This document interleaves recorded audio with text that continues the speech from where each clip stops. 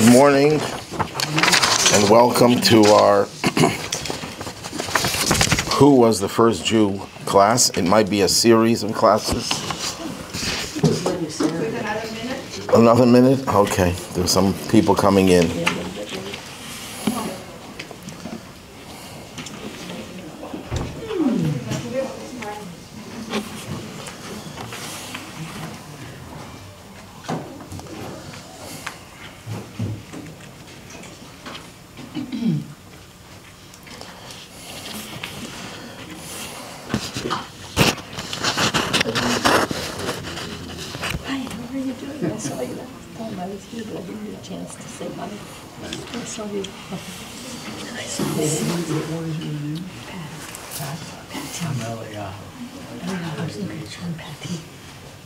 Patsy?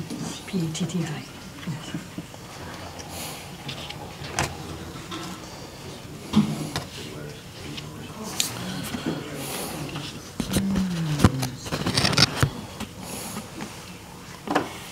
Okay, can we start? Okay, without any objection. Objection overruled. Good morning again, and welcome to our first class. I think there might be more than one class, depends how much we cover today. Who was the first Jew? So I put here multiple choice. Was it Abraham, Moses, David, or Mordechai?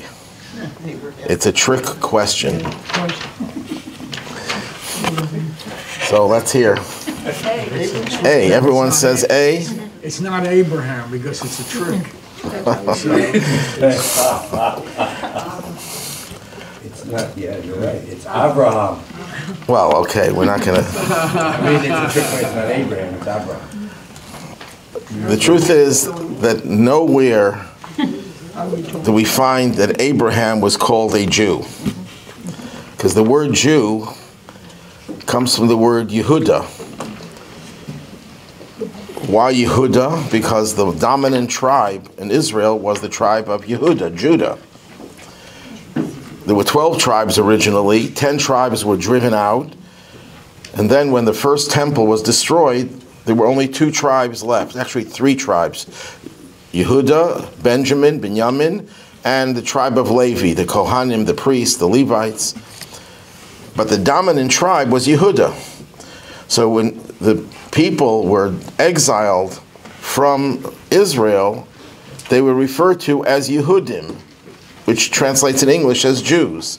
So who was the first person that is identified as a Yehudi? Mordechai. So the answer is D.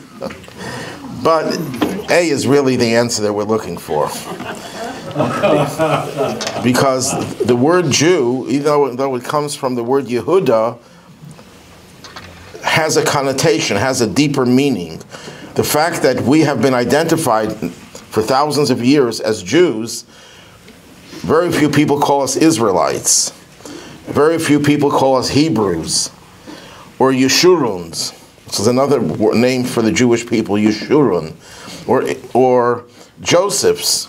We're also known as Josephs. What? Yes, there's a biblical reference to the Jewish people as Joseph. Why? Because Joseph sustained us.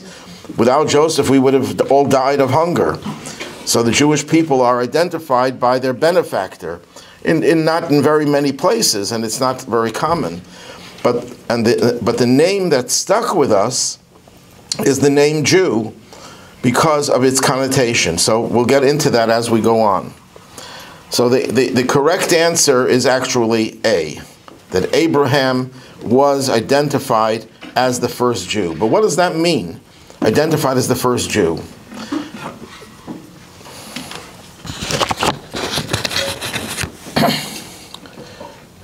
Abraham is referred to in the Torah as an Ivri, which translates in English as a Hebrew. What does Ivri mean? Other side. So there are several interpretations. Number one, Ivri comes from the word the other side. Aver, the other side of the river Euphrates. He traveled from there to the land of Canaan. So he comes from the other side. But why would we care about which side of the river he came from? What's the significance of that? That's why our sages say there's a much deeper explanation why he's called a Hebrew. He was called a Hebrew because he was always on the other side.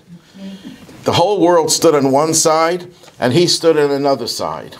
There's a third explanation, which is that he was a descendant of Noah's great-grandson, Ivri. And Ivri was a great spiritual person, and we'll talk more about that later also as well. And Ivri's descendant was Abraham. So Abraham was called an Ivri, a descendant of Ivri.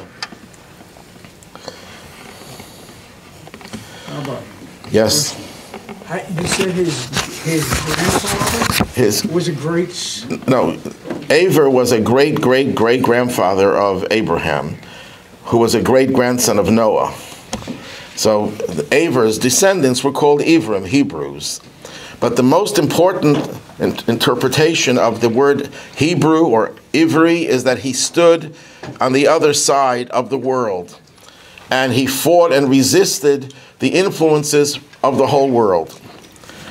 Now, why is Abraham referred to as the first Jew? So the myth that you often hear from people is that Abraham is the one who was the first monotheist, the first person to believe in one God, which is not true. Adam and Eve believed in one God. Cain and Abel believed in one God. Methuselah believed in one God. Noah believed in one God. Chanoch believed in one God. Shem, Noah's son, and his other sons presumably as well. Aver believed in one God.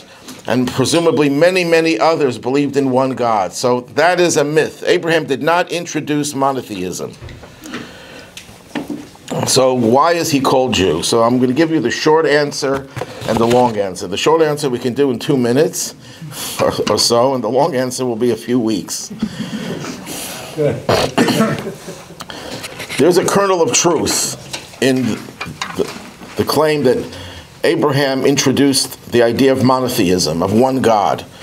He didn't introduce the idea, he popularized the idea. He traveled all over to tell people who were pagans, who worshiped many gods, that there was only one God. But one God is not necessarily what Abraham popularized just to say one God. They say that the Egyptians also believed in one God at one point. Whether it's true or not, I don't know, because most of history of ancient times is not accurate. The only accurate history book, although it's not intended as a history book, is the Torah. Because other cultures always wrote only about their victories, only about their accomplishments, nothing about their defeats, and nothing about their negatives. The Torah does not shy away from criticizing the most important personalities. But then that's a separate topic. But the truth of this contribution of Abraham is that he popularized monotheism, but what kind of monotheism? What people call ethical monotheism. What is the difference between monotheism and ethical monotheism? The difference is a vast difference. When you believe in God, is God your construct, or are you God's construct? You could believe in a God, but what you're doing is projecting your own strengths, your own weaknesses, your own foibles, your own sins even, your own impurities, and you project that on a God. And that legitimizes any type of behavior. Polytheism, the belief in many gods, or even one God, was always a way to justify human behavior. If you believed in lust, you had your god was Venus. If you believed in war, it was Mars. Whatever vice you identified with, that's the God that you created. God was created in man's image, is the definition of polytheism, of idolatry, of paganism, the various words that describe the same phenomenon. So it could be 1,000 gods, it could be one God. what Abraham popularized was the idea that God is the creator. He created us in his image. And we have to conform to his image rather than God conforms to our image. And if you separate and divorce ethics and morality from belief in a God, I don't care how many gods you believe in, it distorts the whole notion of what a God is all about, what God is all about, and what monotheism is all about. So Abraham introduced the idea that you have ethics and morality that is given to us by that God, and that these are absolute values. You can't just decide, the Romans and the Greeks and many other cultures, they worship many gods, and then when someone else introduced a new God, say, oh, I like this God. You know what? I'm going to start worshiping this one. They change gods as often as they wanted to change their lifestyles. You can't play around with ethics and morality. They are absolute because they're given to us by an absolute God. If someone says they're going to create a religion in which there's a relationship with God, but I don't have to treat other people properly, that's not Judaism. That's not Abraham. That's not the monotheism Abraham introduced. So the short answer to the question, why was Abraham considered the first Jew? Because he was the first person who popularized the idea that God is not just the creator of the universe, he's not just the master of the universe, but he's also the one who teaches us how to live our lives in a moral and ethical way. There's a story told in the Midrash that Abraham set up a hostel in the middle of the desert, and he would feed wayfarers, people who were traveling. He would give them elaborate meals, gourmet meals. And after they would finish eating, they would thank him. And he said, no, don't thank me, thank God. And they said, well, God, we don't know of a God. Where's your idol? We'll bow down to your idol. No, we don't have idols here. We believe in one God that you can't see, who's the creator of heaven and earth. They said, we don't believe in all that stuff. That's new to us. So Abraham said, well, how much do you think the meal that I served you was worth?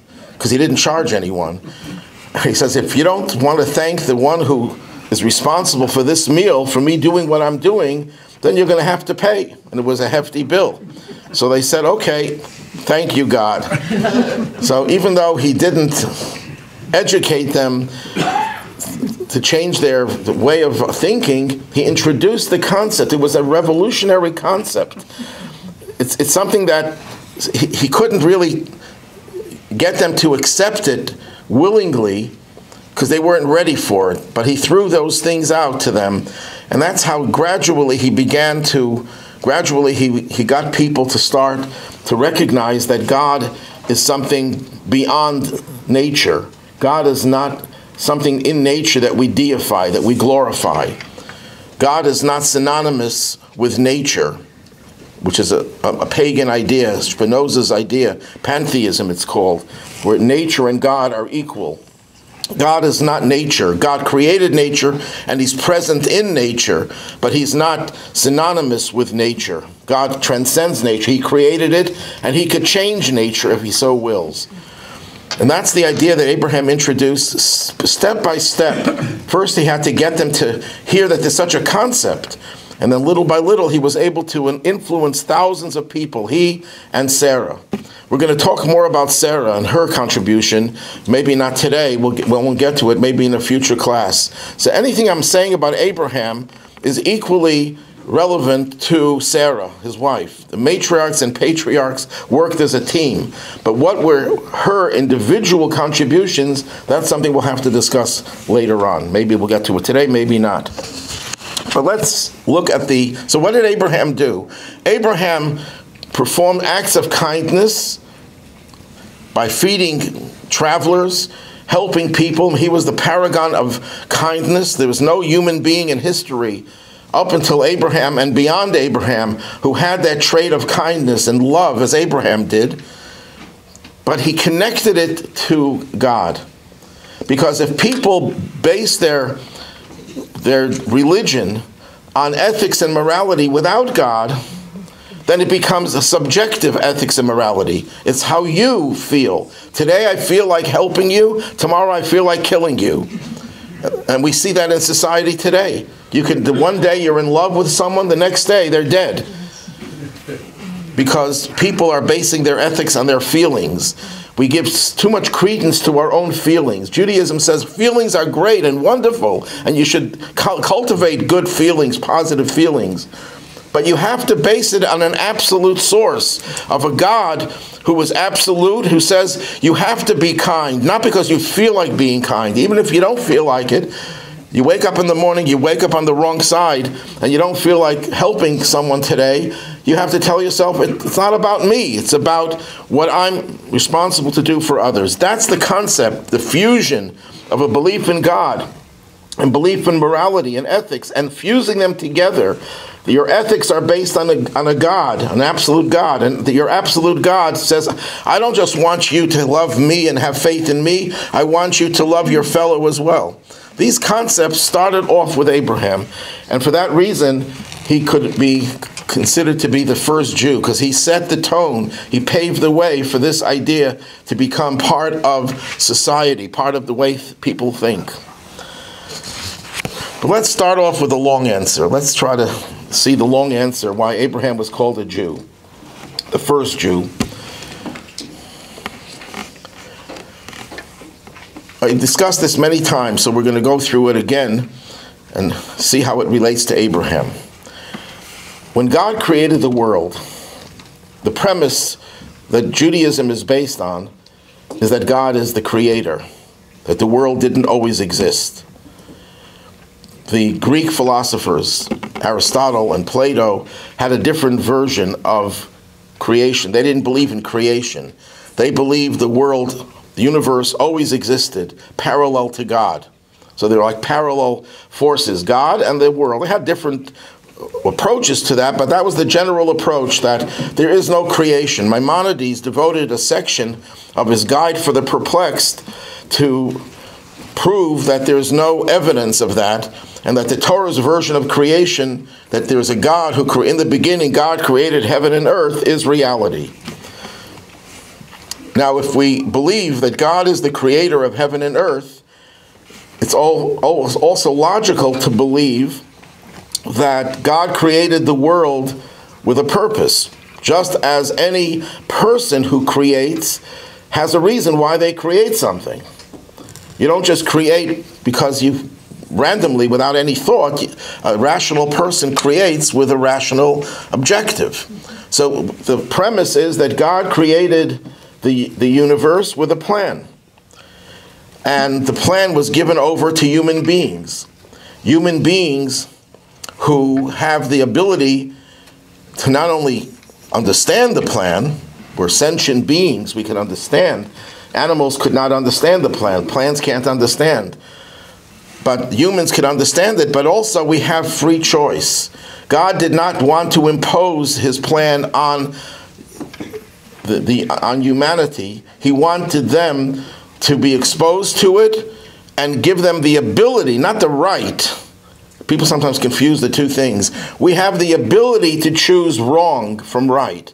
We don't have the right to do it. People sometimes confuse that and say, oh, we have free choice. We have the right to choose whatever we want. No, we don't. I don't have the right to go into your house and take something from you that doesn't belong to me. I have the ability, perhaps, but I don't have the right. But we have the ability to choose the wrong things, and God gave us this master plan, saying to us, I want you to implement this plan to make this world a perfect world. And in that, there are three challenges that humanity had to deal with. The first challenge was to develop a mindset where the world recognizes its dependence on God and faithfulness to him. The first thing, first and foremost, is a human being has to recognize truth. What is the only absolute truth? God. There's no other absolute truth. Everything is relative. Yes. So, when you said that the the world is not infinite, that God created the world. Right. But like God has always existed, like God is infinite. Yes, the world is not. The world has had a beginning, and it could have an end if God so desires. But God himself or itself. Yes, right. He has no beginning and no end. And he is the only absolute truth. And the first thing that is imperative for humanity is to recognize truth. The truth of our existence is that God is creating us. I know some people in different religions have veered away and feel uncomfortable with the idea of a God, and they focus on morality and ethics, which is very nice. But you can't have morality or ethics without truth. The truth is that God is our source of existence, and that our whole life has to be in one level, on one level or another, a relationship with that God. So that's the first challenge for people who live in a world where you don't see God with your eyes, as the pagans could see their gods by looking at their statues and their icons. But we have to develop a more sophisticated understanding that there is a God who is a creator, and he's part of our lives. Why do I use the term he when I say God? God is not male or female. God has no physical properties. We use pronouns like he or she just to make it personal. If we say it when we talk about God, it would be impersonal. By saying he, it becomes personal. Now, there are other reasons why we use the male and sometimes the female when we talk about God, but that's for another time. So the first challenge is to get people to become aware of the existence of a God and his role in our lives, which is the ultimate truth. A world without truth will not survive very long. The second challenge is to cultivate a mindset that allows for coexistence. Human beings are, as animals are, territorial. Cain and Abel, the Midrash says, what were they fighting about? There were different versions of what they were fighting about. But one version is the world wasn't big enough for the two of them. So they were fighting about territory. From the very beginning of time, humans fight about territory. There's competition. Competition leads to hostility and all the other negatives. So we have to develop an ability and a mindset to coexist with others. That's a major challenge that humanity was given. And the third challenge is, let's say you develop that ideology. You have a God, you have a feeling of relationship with other people, but you can't spread it to others. You're not capable of popularizing that idea. So the third challenge is to spread these values first to an entire nation, and from that nation to serve as a light to all the nations. And that's the whole foundation of Judaism. Judaism is where God, starting with Abraham, cultivated first a family and then a nation that would accept and embrace these ideals of a God and of coexistence, of living in peace and friendship and love between one and another, and to serve as a beacon of light so that the rest of humanity develops this type of consciousness as well. And when we fully succeed, and we will only fully succeed in the Messianic age, the world will have realized its purpose for which it was created. So these are the three challenges: to recognize that there is a God and who is the master, to recognize our need to get along with others, and the third is to be able to spread it to others. So we had different specimens. Adam and Eve failed the first challenge. They failed the first challenge. God gives them a commandment and they blow it. And according to the Midrash, their commandment was only in effect for 3 hours. If they waited 3 hours, they could have eaten of that fruit. According to one opinion, it was a grapevine, the forbidden fruit. And no one agrees that it was an apple. That's a misnomer. But it was a grapevine. It was Friday when he was created. If he waited 3 hours, he would have squeezed the grapes and would have made kiddush on the wine. But he blew it by not waiting those 3 hours. So he failed the first test. Cain fails the second test. He can't get along with his brother. And what followed from Cain was the world became an unlivable world. The Torah describes what happened to the world up until the time of the flood, that violence spread out through the whole world. The Talmud says that the primary decree against the world for its causing its destruction was actually theft. People did not respect one another's property. There's something about theft that in some ways is worse than going and hurting someone physically. That's a horrible, horrible crime, and in some ways that's worse. But in some ways, theft is worse because it shows you don't respect the other person's integrity. Sometimes you can get angry at someone and you hurt them. No justification for that. But it doesn't mean you don't respect their integrity. It means that you just couldn't control your anger. But if a person steals, that's a sign that you don't respect the other.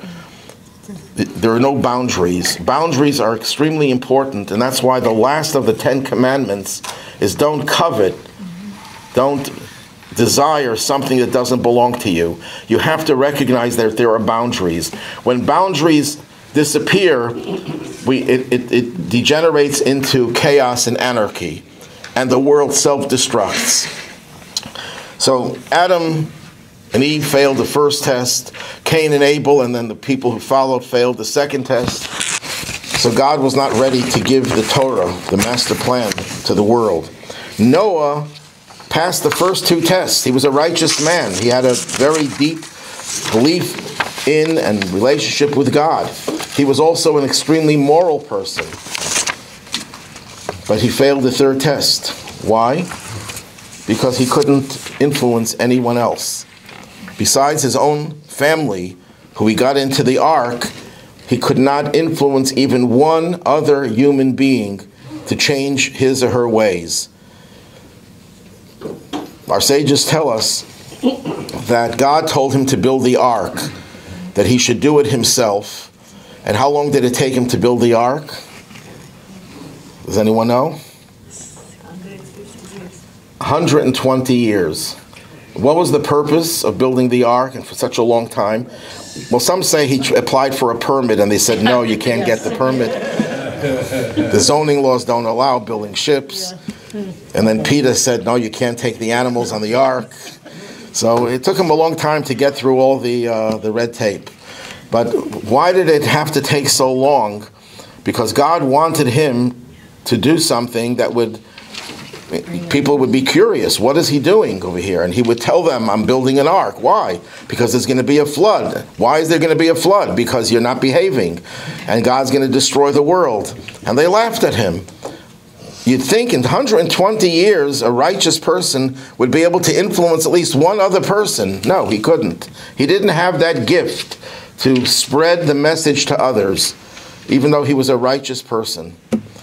So the angels seem to be justified. What angels are we talking about?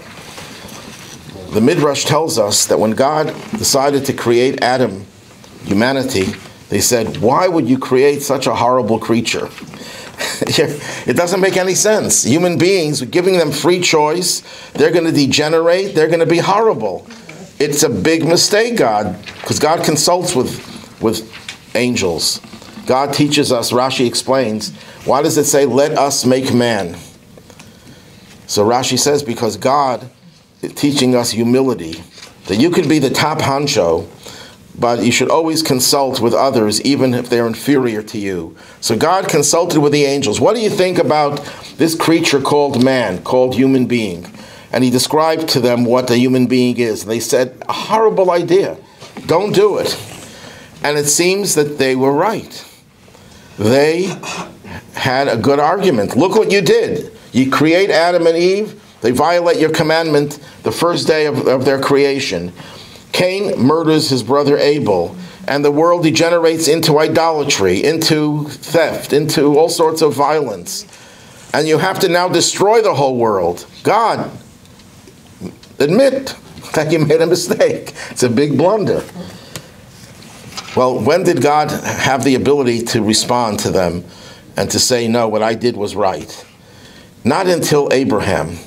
When Abraham came around, that gave God the ability to justify his actions. You see, Abraham, this is the model of humanity that I was waiting for. And this model will be replicated, will be continued by his progeny, by his children. And you'll see I will cultivate a nation that will, for better or for worse, follow in Abraham's footsteps. And the world needs humanity. Yes? Rabbi, then God changed his mind. And God saw what happened, and it says in Tanakh, he had heartfelt sadness and decided that was the decision to flood the world because he was going to end it. So he agreed with the angels, right. But not totally, because he left Noah and his family starting all over again. In other words, of course, God doesn't change his mind and he doesn't get upset about something. These are all human attributes that we use to help describe. It says in the written Torah that he had heartfelt sadness about his decision. Yes, that's what it says, but it doesn't mean literally that God had the emotions of a human being. God does not have physical human emotions. But what it means is that God was saying, my plan has failed so far, but I have hope that it's going to continue. And when it did continue with Abraham, that was God's way of responding to the angels. But the angels were not finished. They still complained because Abraham didn't change the world. With Moses. Right. Okay, so now we go to Abraham. The three tests that God needs to justify his creation of the human being and the ability to present his plan to the world started to come to fruition with Abraham. Number one, Abraham passed the first test, his fidelity to God. He was the first person to recognize the purposefulness of creation. That creation was not just a passive thing. Yes, God created me and I'm here. But God created us for a purpose, and Abraham recognized that purpose. Abraham did not know of a God when he was born, when he was raised by his parents. They raised him to be a pagan. They raised him to be an idol worshiper. In fact, his father owned Idols Are Us. Yes. It was the biggest idol. It was the biggest idol business in Babylonia at that time. It was on the Babylonian Stock Exchange. And he employed Abraham to help him in selling idols. The Midrash tells this very cute story of how Abraham started to ponder about the world. He was 3 years old and he started to ponder and he said, there must be a creator. And he looks at the sun. He says, the sun is so powerful, that must be God. Then when the sun sets, he says, no, that couldn't be God because it's not there anymore. The moon must be more powerful. And when the moon disappeared in the morning, he realized neither the sun or the moon until he finally came to the sophisticated idea that God is beyond anything physical. And he perfected his belief until the age of 48. So he started at 3, and he reached his highest level of, maybe not the highest because he constantly grew, but a sophisticated notion of God. But he recognized immediately that the idols are worthless. And the Midrash tells this cute story of how his father left the store in his hands, and people came into the store to buy an idol. And he says to one man, how old are you? I'm 50 years old. How old is this idol? 2 weeks old. A 50-year-old man is going to bow down to a 2-week-old piece of clay or whatever. And he left, and no one bought any idols. one woman came and she brought an offering to the idols. So Abraham took it, he put it in front of the biggest idol. He then took an axe and broke all the other idols and put the axe in the hands of the big idol. And when his father came home, the father said, what happened over here? He says, well, there was a big fight. They all wanted the offering. And the biggest idol just broke all the others. And the father said, that's nonsense. They can't do anything. They're worthless. Of course, it's a long story, and his father was upset at him. He took him to Nimrod. And Nimrod demanded that he bow down to an idol, and he refused. And there's a whole series of questions that he challenged Abraham. And finally, when he refused to bow down to Nimrod himself, he had him thrown into a fiery furnace, and he came out unscathed. That was the first of 10 tests that Abraham was subjected to. And Abraham, just on his own, came to the realization of one God. And so he fulfilled the first test. He passed the first test with flying colors. And his whole life followed suit.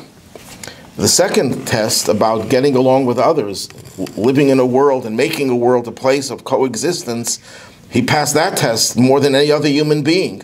The degree of his kindness, the way he would reach out to help other people, to serve other people, to give to other people, the paragon of kindness. There's an expression in the Midrash that God's attribute of kindness complained to God and says, God, I'm out of business. Now Abraham is around. He's doing all of my work, which is a way of describing that Abraham was so devoted to God that he was able to incorporate God's kindness into his own life. He internalized the divine trait of kindness to the point where it became synonymous with himself. But he also passed the third test. The third test was his ability to spread these teachings to the rest of society. And he was the first true leader. Adam was not a leader. Noah was not a leader. Neither were the other righteous people that did exist in between Adam and Abraham. They were not leaders. So let's talk a little bit about the leadership that Abraham possessed, which is a model for the Jewish people. The Jewish people became a nation that had to emulate Abraham, take what Abraham did and spread it to the whole world. What's the definition of leadership? The first thing about leadership is you have to be a leader of yourself. Last week we discussed how the word melech in Hebrew, king, is an acronym for moach, brain, lev, heart, kaved, liver. Liver, which has the blood in it, which symbolizes the physicality of the person. The heart symbolizes the emotions. And the mind, of course, symbolizes the intellect. So when are you a king? When you have it in that order. When your mind controls your emotions, which controls your physicality.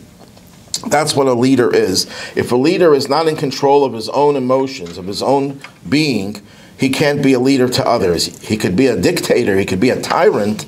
There were many evil tyrants who had no control over themselves, but they were not leaders. We don't want leaders like that.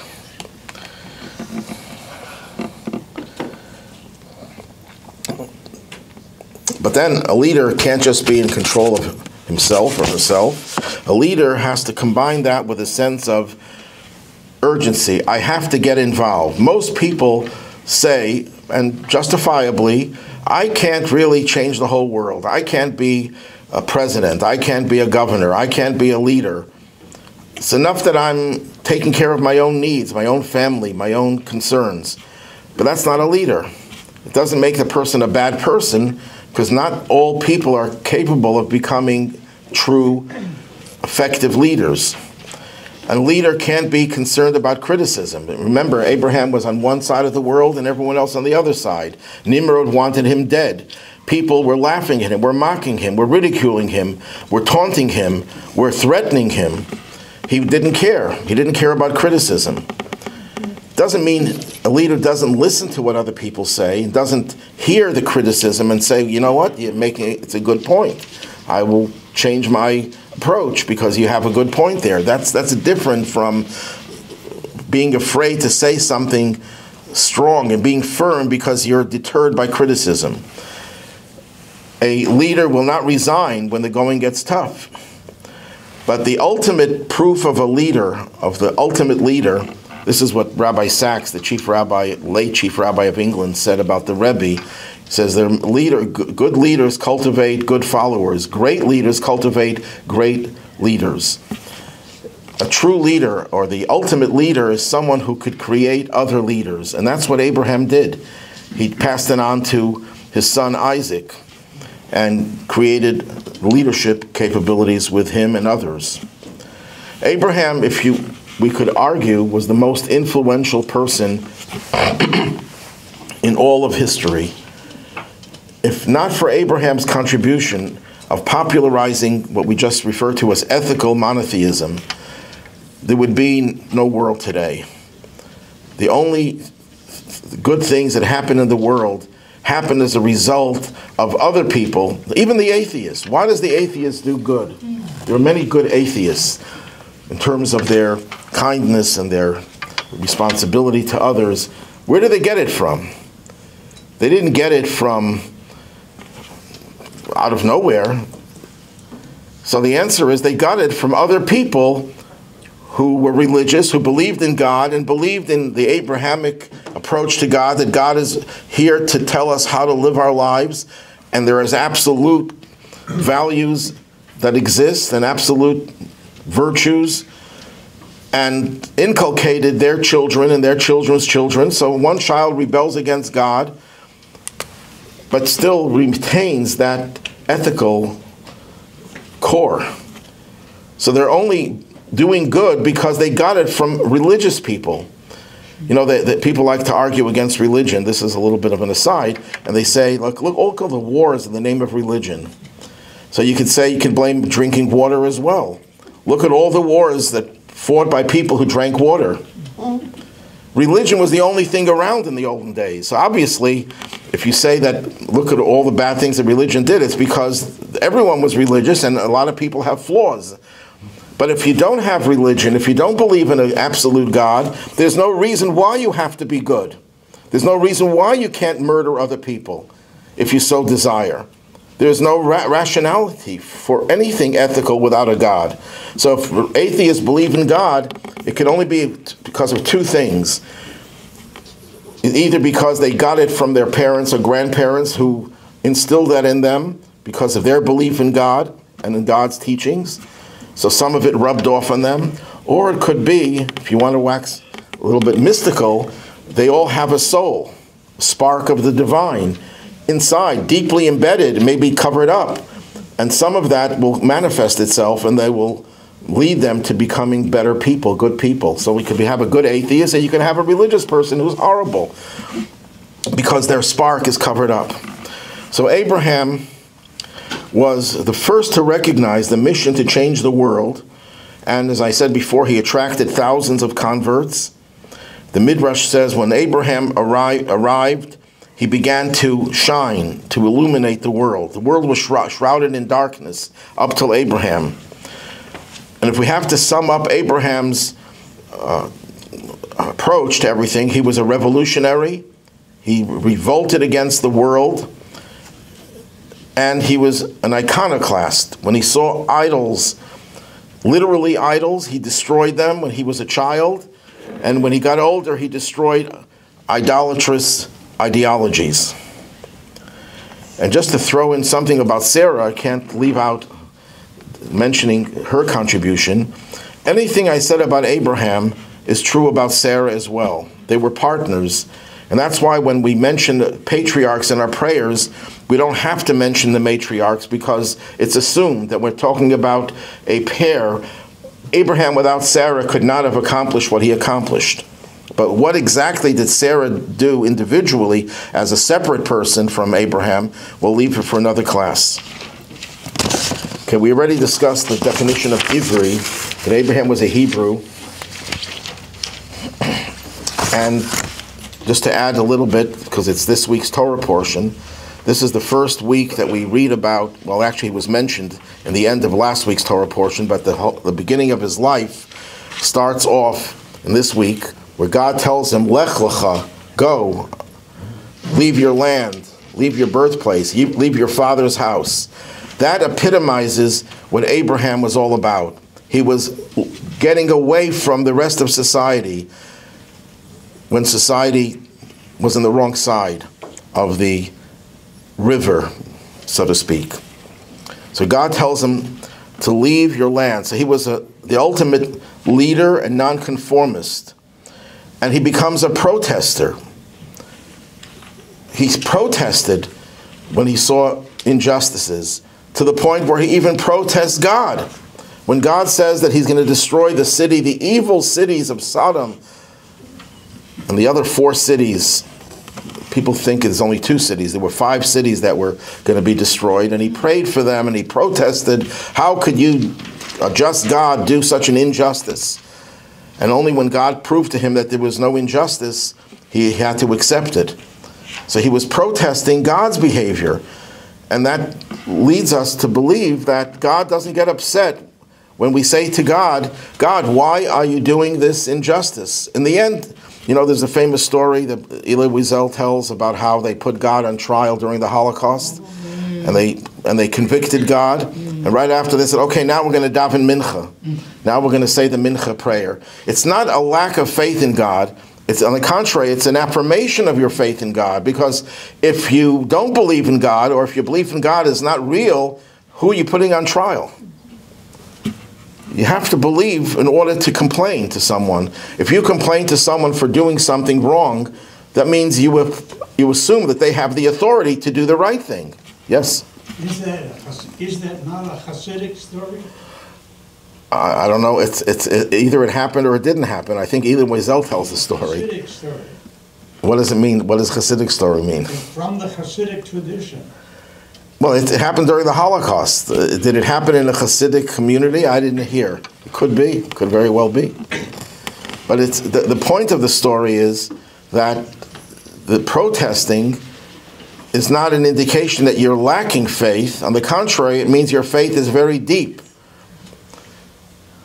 Someone once tried to find some type of rationalization for the Holocaust, that God did the right thing, you know, and he said this to the Rabbi, and the Rabbi says, why are you trying to justify God? Let him owe us something. Why we don't have to justify.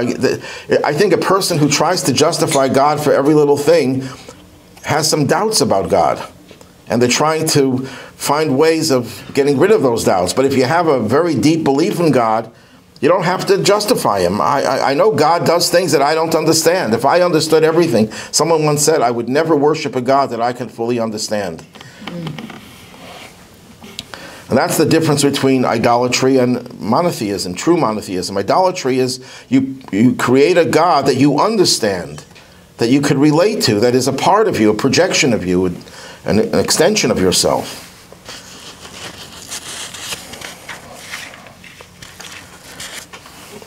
Okay, we'll continue this next week, God willing. If we want, we could spend a whole year talking about Abraham. But we won't do a whole year, maybe another 1 or 2 classes.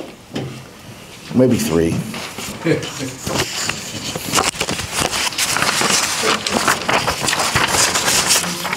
Any questions from the Zoomites? The Zoombies? No. Everything's good? Oh, yeah. Oh, no, no problem. Absolutely. Don't let it happen again. No, just kidding. I have to practice a lot. No, Can't get away with let me ask you something. If you, I guess the Zoom might when just saying, you like this, next to